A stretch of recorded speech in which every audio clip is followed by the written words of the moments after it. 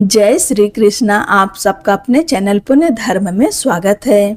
आषाढ़ पूर्णिमा का पावन पर्व सनातन धर्म में अत्यंत शुभ और पुण्यदायी माना गया है। यह तिथि गुरु पूर्णिमा के रूप में भी विख्यात है और इस दिन भगवान विष्णु के सत्य स्वरूप श्री सत्यनारायण भगवान की पूजा एवं कथा का विशेष महत्व बताया गया है। शास्त्रों के अनुसार जो श्रद्धालु इस दिन श्रद्धा, भक्ति और विधि विधान से श्री सत्यनारायण भगवान का व्रत करते हैं तथा उनकी पावन कथा का श्रवण करते हैं, उनके जीवन के कष्ट दूर होते हैं, मनोकामनाएं पूर्ण होती है, परिवार में सुख समृद्धि का वास होता है और भगवान की असीम कृपा प्राप्त होती है। तो आइए पूर्ण श्रद्धा, विश्वास और भक्ति के साथ आषाढ़ पूर्णिमा के पावन अवसर पर श्री सत्यनारायण भगवान की दिव्य एवं मंगलमयी कथा का श्रवण करें। सत्यनारायण व्रत कथा का पहला अध्याय। एक समय की बात है, नैशिरण्य तीर्थ में शौनकादि 88,000 ऋषियों ने श्री सूत जी से पूछा, हे प्रभु, इस कलयुग में वेद विद्या रहित मनुष्यों को प्रभु भक्ति किस प्रकार मिल सकती है तथा उनका उद्धार कैसे होगा। हे मुनि श्रेष्ठ, कोई ऐसा तप बताइए जिससे थोड़े समय में ही पुण्य मिले और मनवांछित फल भी मिल जाए। इस प्रकार की कथा सुनने की हम इच्छा रखते हैं। सर्व शास्त्रों के ज्ञाता सूत जी बोले, हे वैष्णवों में पूज्य, आप सभी ने प्राणियों के हित की बात पूछी है, इसलिए मैं एक ऐसे श्रेष्ठ व्रत को आप लोगों को बताऊंगा जिसे नारद जी ने लक्ष्मी नारायण से पूछा था और लक्ष्मीपति ने मुनि श्रेष्ठ नारद जी से कहा था। आप सब इसे ध्यान से सुनिए। एक समय की बात है, योगी राज नारद जी दूसरों के हित की इच्छा के लिए अनेकों लोकों में घूमते हुए मृत्यु लोक में आ पहुँचे। यहाँ उन्होंने अनेक योनियों में जन्मे प्रायः सभी मनुष्यों को अपने कर्मों द्वारा अनेकों दुखों से पीड़ित देखा। उनका दुख देख नारद जी सोचने लगे कि कैसा यत्न किया जाए जिसके करने से निश्चित रूप से मानव के दुखों का अंत हो जाए। इसी विचार पर मनन करते हुए वह अपने विष्णु लोक में गए। वहाँ वह देवों के ईश नारायण की स्तुति करने लगे, जिनके हाथों में शंख, चक्र, गदा और पद्य थे, गले में वरमाला पहने हुए थे। स्तुति करते हुए नारद जी बोले, हे भगवान, आप अत्यंत शक्ति से संपन्न हैं। मन तथा वाणी भी आपको नहीं पा सकती है। आपका आदि, मध्य तथा अंत नहीं है।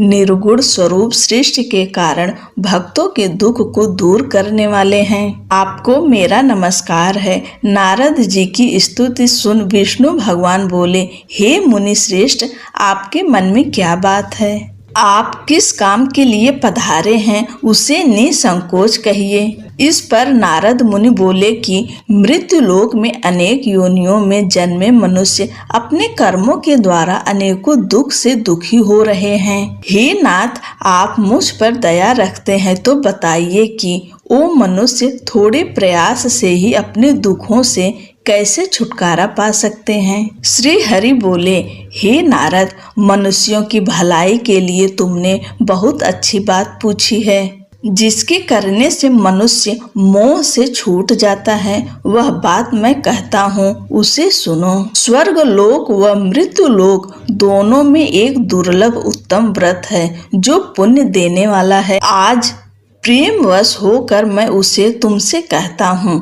श्री सत्यनारायण भगवान का यह व्रत अच्छी तरह विधान पूर्वक करके मनुष्य तुरंत ही यहाँ सुख भोग कर मरने पर मोक्ष पाता है। श्री हरि के वचन सुन नारद मुनि जी बोले कि उस व्रत का फल क्या है और उसका विधान क्या है।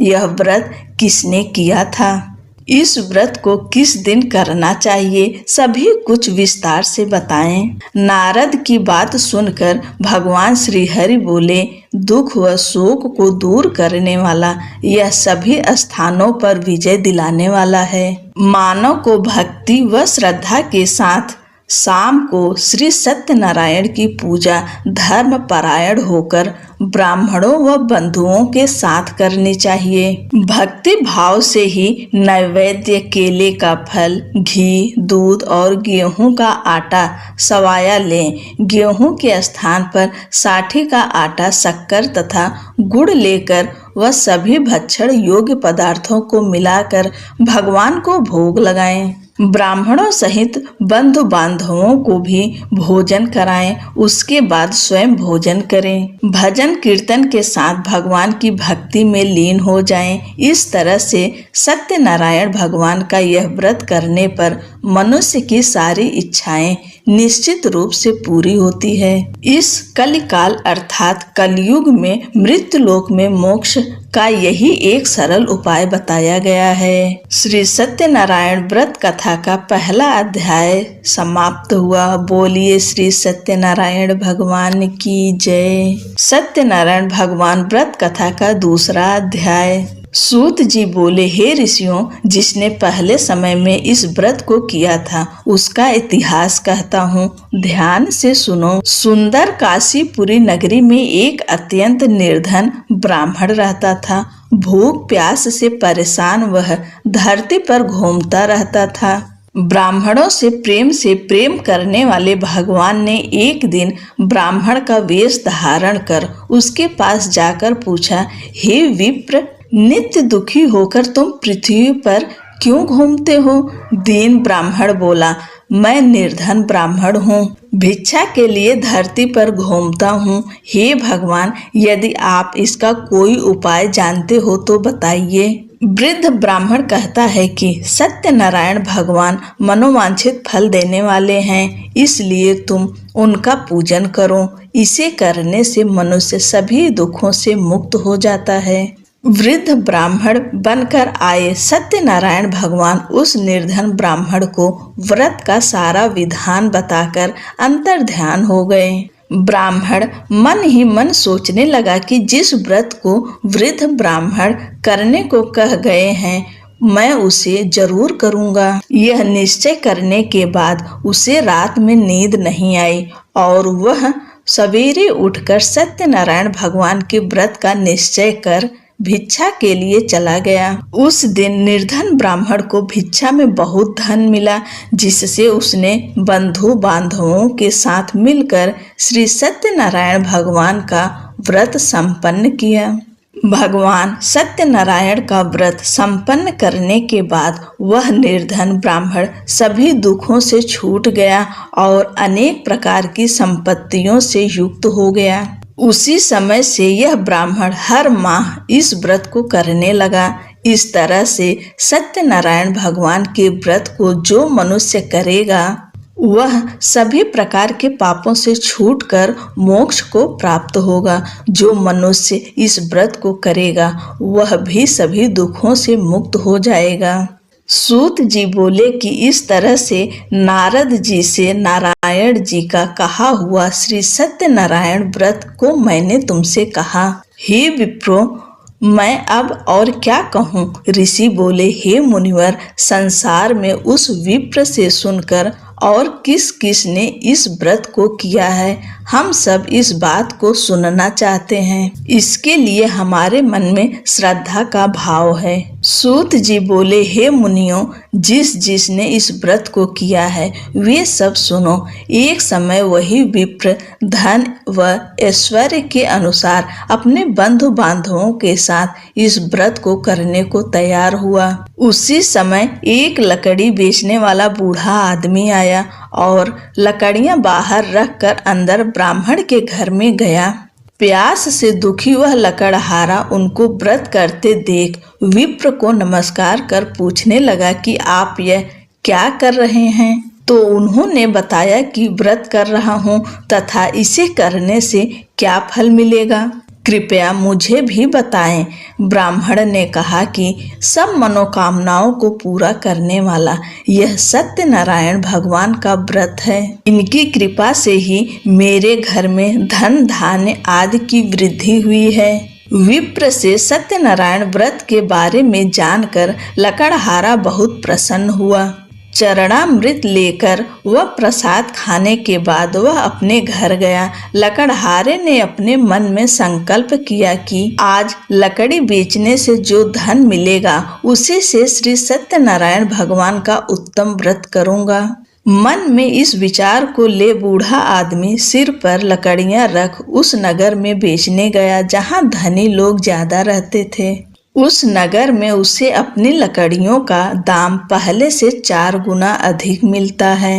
बूढ़ा प्रसन्नता के साथ दाम लेके केले, शक्कर, घी, दूध, दही और गेहूं का आटा ले और सत्यनारायण भगवान के व्रत की अन्य सामग्रियां लेकर अपने घर गया। वहां उसने अपने बंधु बांधवों को बुलाकर विधि विधान से सत्यनारायण भगवान का पूजन और व्रत किया। इस व्रत के प्रभाव से वह बूढ़ा लकड़हारा धन, पुत्र आदि से युक्त होकर संसार के समस्त सुख भोग अंतकाल में वैकुंठ धाम चला गया। श्री सत्यनारायण व्रत कथा का दूसरा अध्याय संपूर्ण हुआ।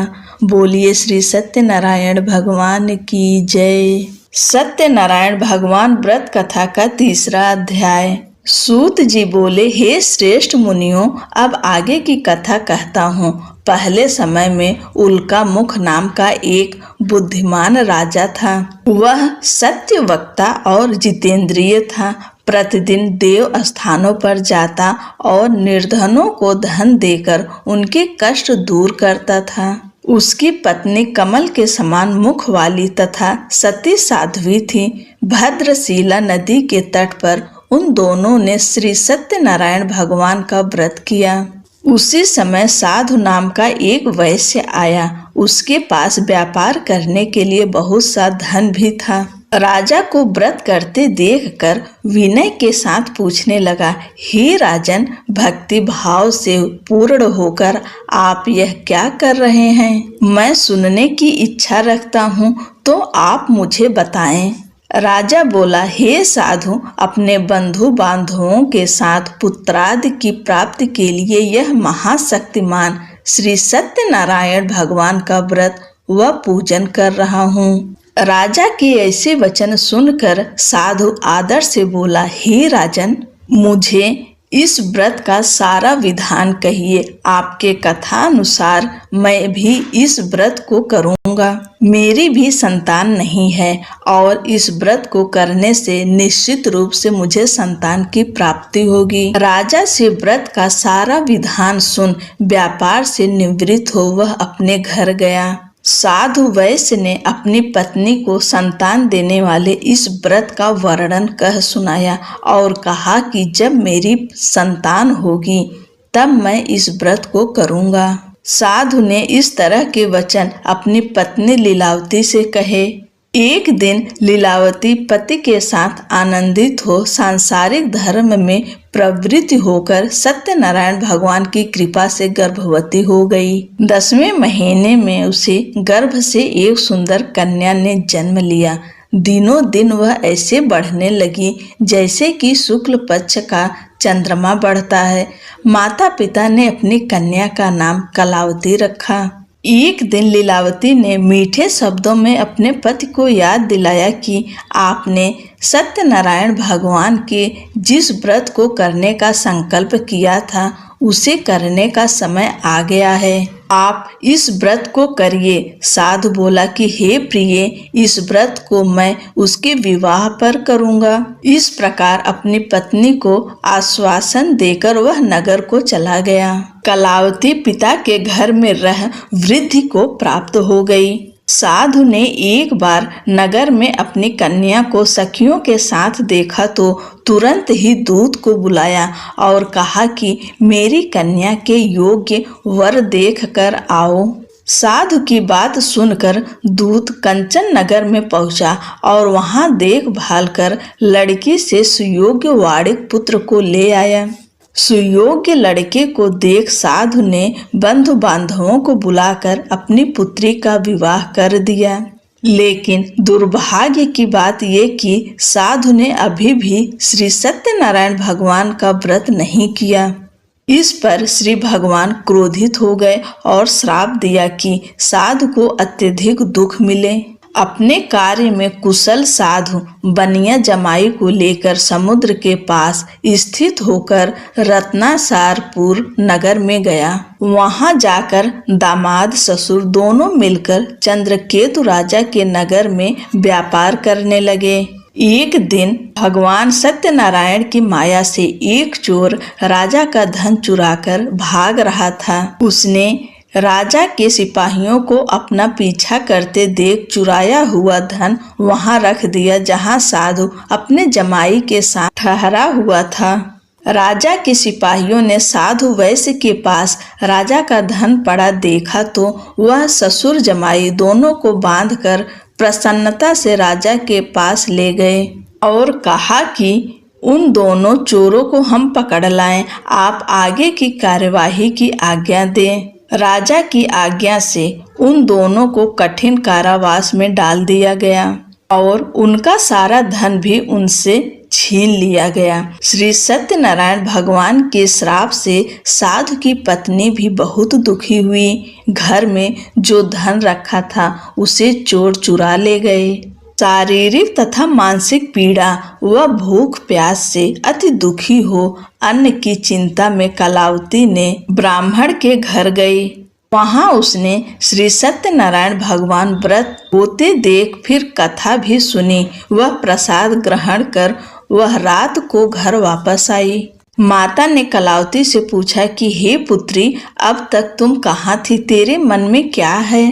कलावती ने अपने माता से कहा, हे माता, मैंने एक ब्राह्मण के घर में श्री सत्यनारायण भगवान का व्रत देखा है। कन्या के ऐसे वचन सुन लीलावती भगवान के पूजन की तैयारी करने लगी। लीलावती ने परिवार व बंधुओं सहित सत्यनारायण भगवान का पूजन किया और उनसे वर मांगा कि मेरे पति तथा जमाई शीघ्र घर आ जाएं। साथ ही यह भी प्रार्थना की हम सबका अपराध क्षमा करें। श्री सत्यनारायण भगवान इस व्रत से संतुष्ट हो गए और राजा चंद्रकेतु को सपने में दर्शन दे कहा कि हे राजन, तुम उन दोनों वैश्यों को छोड़ दो और तुमने उनका जो धन लिया है उसे वापस कर दो। अगर ऐसा नहीं किया तो मैं तुम्हारा धन, राज्य व संतान सभी को नष्ट कर दूंगा। राजा को यह सब कहकर वह अंतर्ध्यान हो गए। प्रातः काल सभा में राजा ने अपना सपना सुनाया। फिर बोले कि बड़े पुत्रों को कैद से मुक्त कर सभा में लाओ। दोनों ने आते ही राजा को प्रणाम किया। राजा मीठी वाणी में बोला, हे महानुभावों, भाग्यवश ऐसा कठिन दुख तुम्हें प्राप्त हुआ है, लेकिन अब तुम्हें कोई भय नहीं है। ऐसा कह राजा ने उन दोनों को नए वस्त्राभूषण भी पहनाए और जितना धन उनका लिया था उससे दुगुना धन वापस कर दिया।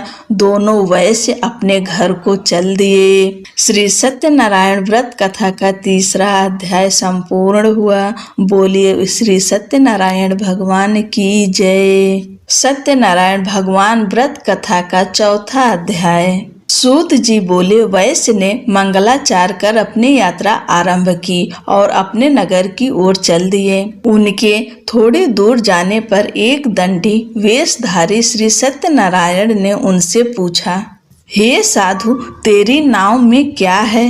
अभिवाड़ी वड़िक हंसता हुआ बोला, हे दंडी, आप क्यों पूछते हो?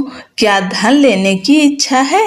मेरी नाव में तो बेल व पत्ते भरे हुए हैं। वैश्य के कठोर वचन सुन भगवान बोले, तुम्हारा वचन सत्य हो। दंडी ऐसे वचन कह वहां से दूर चले गए। कुछ दूर जाकर समुद्र के किनारे बैठ गए। दंडी के जाने के बाद साधु वैश्य ने नित्य क्रिया के पश्चात नाव को ऊंची उठते देखकर अचंभा माना और नाव में बेल पत्ते आदि देख वह मूर्छित हो जमीन पर गिर पड़ा। मूर्छा खुलने पर वह अत्यंत शोक में डूब गया तथा उसका दामाद बोला कि आप शोक ना मनाएं, यह दंडी का शाप है, इसलिए हमें उनकी शरण में जाना चाहिए, तभी हमारी मनोकामना पूरी होगी। दामाद की बात सुनकर वह दंडी के पास पहुंचा और अत्यंत भक्ति भाव नमस्कार करके बोला, मैंने आपसे जो असत्य वचन कहे थे उनके लिए मुझे क्षमा करें। ऐसा कहकर महान शोकातुर हो रोने लगा। तब दंडी भगवान बोले, हे वणिक पुत्र, मेरी आज्ञा से बार बार तुम्हें दुख प्राप्त हुआ है। तू मेरी पूजा से विमुख हुआ। साधु बोला, हे भगवान, आपकी माया से ब्रह्मा आदि देवता भी आपके रूप को नहीं जानते, तब मैं अज्ञानी कैसे जान सकता हूँ। आप प्रसन्न होइए, अब मैं सामर्थ्य के अनुसार आपकी पूजा करूँगा। मेरी रक्षा करो और पहले के समान नौका में धन भर दो।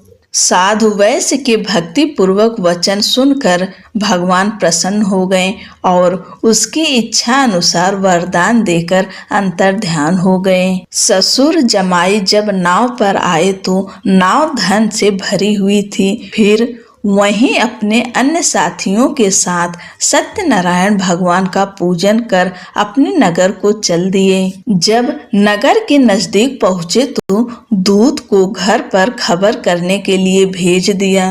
दूत साधु की पत्नी को प्रणाम कर कहता है कि मालिक अपने दामाद सहित नगर के निकट आ गए हैं। दूत की बात सुन साधु की पत्नी लीलावती ने बड़े हर्ष के साथ सत्यनारायण भगवान का पूजन कर अपनी पुत्री कलावती से कहा कि मैं अपने पति के दर्शन को जाती हूँ। तू कार्य पूर्ण कर शीघ्र आ जा। माता के ऐसे वचन सुन कलावती जल्दी से प्रसाद छोड़ अपने पति के पास चली गई। प्रसाद की अवज्ञा के कारण श्री सत्यनारायण भगवान रुष्ट हो गए और नाव सहित उसके पति को पानी में डुबो दिया। कलावती अपने पति को वहां न पाकर रोती हुई जमीन पर गिर गई। नौका को डूबा हुआ देख वह कन्या को रोता देख साधु दुखी होकर बोला, हे प्रभु, मुझसे तथा मेरे परिवार से जो भूल हुई है उसे क्षमा करें। साधु के दीन वचन सुनकर श्री सत्यनारायण भगवान प्रसन्न हो गए और आकाशवाणी हुई, हे साधु, तेरी कन्या मेरे प्रसाद को छोड़कर आई है, इसलिए उसका पति अदृश्य हो गया है। यदि वह घर जाकर प्रसाद खाकर लौटती है तो इसे इसका पति अवश्य मिलेगा। ऐसी आकाशवाणी सुन कलावती घर पहुंचकर प्रसाद खाती है और फिर आकर अपने पति के दर्शन करती है। उसके बाद साधु अपने बंधु बांधवों सहित श्री सत्यनारायण भगवान का विधि विधान से पूजा करता है। इस लोक का सुख भोग कर अंत में स्वर्ग को जाता है। श्री सत्यनारायण व्रत कथा का चौथा अध्याय संपूर्ण हुआ। बोलिए श्री सत्यनारायण भगवान की जय। सत्यनारायण भगवान व्रत की कथा का 5वां अध्याय। सूत जी बोले, हे ऋषियों, मैं और भी एक कथा सुनाता हूँ, उसे भी ध्यान पूर्वक सुनो। प्रजा पालन में लीन तुंगध्वज नाम का एक राजा था। उसने भी भगवान का प्रसाद त्याग कर बहुत ही दुख सहन किया। एक बार वन में जाकर वन्य पशुओं को मारकर वह बड़ के पेड़ के नीचे आ गया। वहां उसने ग्वालों को भक्ति भाव से अपने बंधुओं सहित सत्यनारायण भगवान का पूजन करते देखा। अभिमानवश राजा ने उन्हें देखकर भी पूजा स्थान में नहीं गया और ना ही उसने भगवान को नमस्कार किया। ग्वालों ने राजा को प्रसाद दिया, लेकिन उसने वह प्रसाद नहीं खाया और प्रसाद को वहीं छोड़ अपने नगर को चला गया। जब वह नगर में पहुंचा तो वहां सब कुछ तहस नहस हुआ पाया, तो वह शीघ्र ही समझ गया कि यह सब भगवान ने ही किया है। वह दोबारा ग्वालों के पास पहुंचा और विधि पूर्वक पूजा करके प्रसाद खाया तो श्री सत्यनारायण भगवान की कृपा से सब कुछ पहले जैसा हो गया। दीर्घ काल तक सुख भोगने के बाद मरणोपरांत उसे स्वर्गलोक की प्राप्ति हुई। जो मनुष्य परम दुर्लभ इस व्रत को करेगा तो भगवान सत्यनारायण की अनुकंपा से उसे धन धान्य की प्राप्ति होगी। निर्धन धनी हो जाता है और भय मुक्त हो जीवन जीता है। संतानहीन मनुष्यों को संतान सुख मिलता है और सारे मनोरथ पूर्ण होने पर मानव अंत काल में वैकुंठ धाम को जाता है। सूत जी बोले, जिन्होंने पहले इस व्रत को किया है, अब उनके दूसरे जन्म की कथा कहता हूँ। वृद्ध सतानंद ब्राह्मण ने सुदामा का जन्म लेकर मोक्ष की प्राप्ति की। लकड़हारे ने अगले जन्म में निषाद बनकर मोक्ष प्राप्त किया। उल्का मुख नाम का राजा दशरथ होकर वैकुंठ को गए। साधु नाम की वैश्य ने मोर ध्वज बनकर अपने पुत्र को आरे से चीरकर मोक्ष पाया। महाराज तुंगध्वज ने स्वयंभू होकर भगवान में भक्ति युक्त हो कर्म कर मोक्ष पाया। श्री सत्यनारायण व्रत कथा का 5वां अध्याय संपूर्ण हुआ। बोलिए श्री सत्यनारायण भगवान की जय। पूरी कथा श्रवण करने के लिए आपका धन्यवाद। भगवान श्री सत्यनारायण की कृपा से आपकी हर मनोकामनाएं पूरी हो। आपको जीवन में जो कुछ भी चाहिए भगवान सब पूर्ण करें। आपका जीवन खुशियों से भरा हुआ हो। जय श्री कृष्णा। राधे राधे।